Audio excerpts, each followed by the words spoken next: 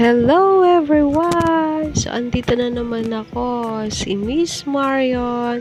Ayan, baka hindi pa kayo nakasub sa aking YouTube channel, hanapin nyo lang doon, search nyo lang yung Miss Marion, lalabas na yon.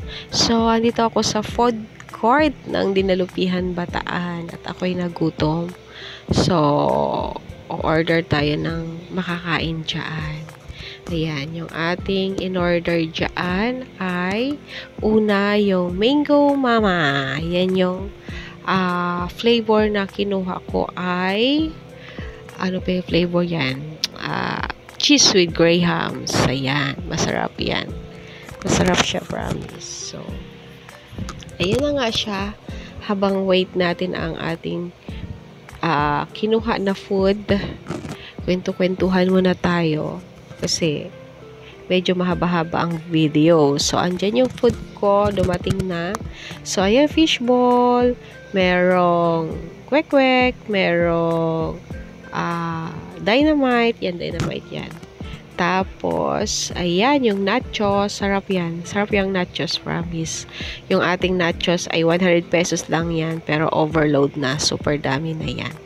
So, tutusukin na natin ang ating Mango Mama para masipsip na natin. Ang sarap yan, promise. So, ayan, ang nachos and Mango Mama. Tapos, kwentuhan tayo saglit. Itong food court ng Dinalupihan, Bataan ay malapit lang ito sa plaza at sa simbahan. So, walking distance lang mga yan. So, ayan na nga. Ating tikman ang ating nachos. Ang sarap-sarap niyan, promise. Ay, every Friday pala, meron pala dyan banda, may kumakanta dyan. Pwede kayo mag-request, pwede rin kayo ang kakanta kung gusto kayo kumanta. Ayan. At ang mga pagkain dyan ay merong panghapunan. Yan, may mga ulam din kasi yan. Ayun, tinikman ko na ang nachos. Ang sarap.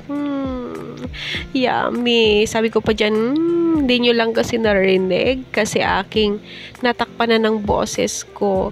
So, balik tayo doon. Diyan, maraming pagkain dyan. Pwede na panghapunan dyan. Iba-iba pagkain dyan. Ulam, meron dyan. So, for now, need na muna natin magpaalam. Ayan ang nachos ko na naman. Ang sarap yan. Grabe. So, for now nga, magpaalam na ako sa inyo. Thanks for watching. Bye, everyone!